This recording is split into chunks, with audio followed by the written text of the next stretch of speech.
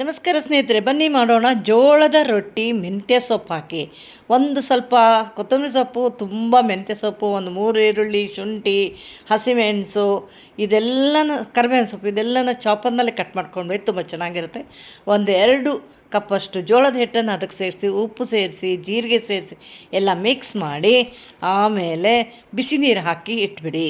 ಅದ ನಂತರ 1 ಕಪ್ಪಷ್ಟು ತೆಂಗಿನಕಾಯಿ ಹಾಕಿ ಈ ರೀತಿ ಹಿಟ್ಟನ್ನು ನೀರಾಗಿ ಕಲಿಸ್ಕೊಳ್ಳಿ. ತವಾನ ಒಲೆ ಮೇಲಿಟ್ಟು ಬಿಸಿ ಮಾಡಿ ಒಂದು ಸ್ವಲ್ಪ ಎಣ್ಣೆ ಹಾಕಿ ಲೋ ಫ್ಲೇಮ್ ಮಾಡಿಕೊಂಡು 1 ಮುದ್ದೆಯಷ್ಟು ಹಿಟ್ಟನ್ನು ಹೀಗೆ ನೀವು ಕೈಯಿಂದ ಸವರಿ ದೊಡ್ಡದಾಗಿ ರೊಟ್ಟಿ ಮಾಡಿ ಸ್ವಲ್ಪ ಮೇಲೆ ಸಹ ಎಣ್ಣೆ ಹಾಕಿ ಕಾಯಿಸಿ, ಮತ್ತೊಂದು ಬದಿ ಸಹ ಇದೇ ರೀತಿಯಲ್ಲಿ ಕೆಂಪಾಗಿ ಕಾಯಿಸಿ. ಈಗ ನಿಮ್ಮ ರೊಟ್ಟಿ ತಯಾರಾಗಿದೆ. ತುಪ್ಪ ಅಥವಾ ಬೆಣ್ಣೆ ಹಾಕಿ ಹಾಗೆ ತಿನ್ಬೋದು, ಅಥವಾ ನಿಮಗೆ ಬೇಕಾದಂತಹ ಸೈಡ್ ಡಿಶ್ ಒಟ್ಟಿಗೆ ತಿನ್ಬೋದು. ನಿಧಾನ ಉರಿಯಲ್ಲಿ ಮಾಡಿದಾಗ ಈ ರೀತಿಯ ಕ್ರಿಸ್ಪಿ ರೊಟ್ಟಿ ನಿಮಗೆ ಸಿಗುತ್ತೆ. ಹೇಗೆ ಬೇಕಾದರೂ ಸಾಫ್ಟ್ ಅಥವಾ ಕ್ರಿಸ್ಪಿ ಯಾವ್ದು ಬೇಕಾದರೂ ಮಾಡ್ಕೊಳ್ಳಿ. ನಿಮ್ಮ ಬೆಳಗಿನ ಆಹಾರಕ್ಕೆ ಅತ್ಯುತ್ತಮ. ಮಾಡಿ ನೋಡಿ, ಲೈಕ್ ಮಾಡಿ, ಕಮೆಂಟ್ ಮಾಡಿ, ಶೇರ್ ಮಾಡಿ, ಸಬ್ಸ್ಕ್ರೈಬ್